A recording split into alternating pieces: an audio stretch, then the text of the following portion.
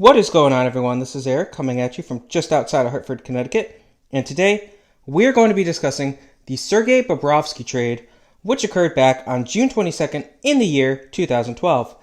Now, this was a trade between the Philadelphia Flyers and the Columbus Blue Jackets that saw Columbus acquire Sergei Bobrovsky from Philly in exchange for 3 draft picks.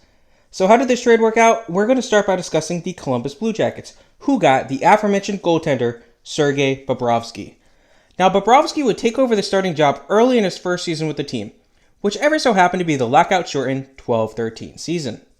He would play at a very high level for the team, as he recorded a .932 save percentage and a 2.00 goals against average across 38 games. For this, he was awarded with the Vezina. He had another season playing at a top level in the 13-14 season, as he ended that year with a .923 save percentage and a 2.38 goals against average. However, his play did dip a little bit over the next 2 years. In the 14-15 season, he would record a .918 save percentage and a 2.68 goals against average, while the following season was slightly worse, as he ended that campaign with a .908 save percentage and a 2.78 goals against average. Now, part of the problems with Bobrovsky up to this point were he was unable to stay healthy over those past 2 years. And with some doubting his ability to actually stay healthy, Bobrovsky broke out and took a stand in the 16-17 season. He would go on to lead the league with a .931 save percentage and a 2.06 goals against average. He set a Columbus Blue Jackets franchise record with 41 wins that season, too. As a result, he won his second Vezina trophy. And he had another strong year in the 17-18 season, as he ended that year with a 2.42 goals against average and a .921 save percentage. Now, in the 18-19 season, Bobrovsky recorded a league-high 9 shutouts. He ended that year with a .913 save percentage and a 2.58 goals against average.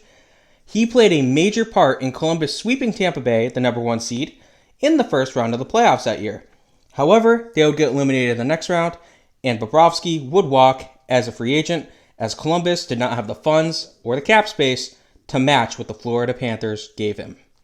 Now, he was a 2-time Vezina Trophy winner and a 2-time All-Star.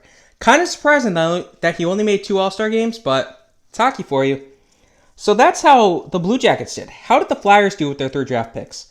So the first one that they got was the 45th overall selection in the 2012 draft. They would use this to pick goaltender Anthony Stolarz. Now, he would spend his first 3 years with the team in the AHL, where he was actually very good. He was very good, as in he set some franchise records for the Phantoms. Now, he ends up getting called up as a backup during the 16-17 season. During that year, he would appear in 7 games while starting 4 of them. He went 2-1-1 as a starter, while having a .928 save percentage and a 2.07 goals against average. He did also manage to record 1 shutout. Now, he would miss the entire 17-18 season after hurting his knee and requiring a pair of surgeries on it. One was for a torn MCL, and later, he tore his meniscus. Now, he started the 18-19 season in the AHL, but he was eventually called up as the Flyers had multiple injuries at their in their goaltender room that year. They actually set a record for most goalies used in a single season, and Stolarz was one of them. Now, he would appear in 12 games, recording a .902 save percentage with a 3.33 goals against average. But the Flyers decided they had seen enough, and they traded him to the Edmonton Oilers in exchange for goaltender Cam Talbot. Now, Talbot was Carter Hart's mentor, so the Flyers decided to bring him in for a half season to work behind, a guy who looked up to him, young Carter Hart. And did it work out? Not really. Talbot struggled over 4 games, recording an .881 save percentage and a 3.70 goals against average. After that half season, he walked. Next, the Flyers got the 117th pick in the 2012 draft. This would be used to select left wing Taylor Lear, and Lear would spend most of his 5.5-year tenure with the organization in the AHL. Over that time, he would appear in 55 games at the NHL level, but he failed to make much of an impact while there, scoring 2 goals with 5 assists in bottom 6 minutes. Now, he would be traded away to the Buffalo Sabres in exchange for right wing Justin Bailey. Now, Bailey would appear in 11 games over a half season for the Flyers, and he was constantly shuttled between the AHL and the NHL for the team. Over his 11 games at the NHL level, he would record a single assist while adding 2 penalty minutes. After that half season where he was constantly just being shuttled away from one city to another, he walked as a free agent.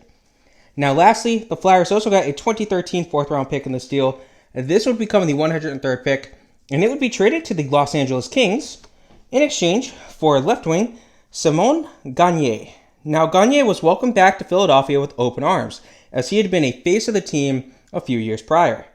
In over 27 games with them, he would record 5 goals with 6 assists, and he spent a good amount of his time on the power play. However, things didn't work out with him, and he would walk as a free agent. So that's how the Flyers did. That's how the Columbus Blue Jackets did. How did the secondary teams that traded with Philly do? We will start with the Edmonton Oilers, who got goaltender Anthony Stolarz. Now, Stolarz would appear in only 6 games for the Oilers. He, like Talbot, did not play well.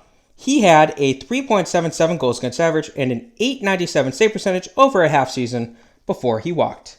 Next, we have the Buffalo Sabres, who got left wing Taylor Lear. Now, Lear would spend 1.5 years in the AHL, serving as a depth piece before he walked as a free agent. Lastly, we have the LA Kings, who got the 103rd selection in the 2013 draft. With this, they would select right wing Justin Auger. Now, Auger would spend 4 years in the AHL. Over that time, he developed into a solid AHL player, but the Kings didn't think his skills were going to translate well into the NHL, and he only appeared in 2 games at the NHL level for the team, but he failed to score any points. After that time, he would walk as a free agent. Anyways, this was the Sergei Bobrovsky trade. I'm kind of surprised it took me so long to address this one. This is one that I remember when it happened, but it's also a big loss for the Flyers. Hope you guys enjoyed this. Have a good rest of your day.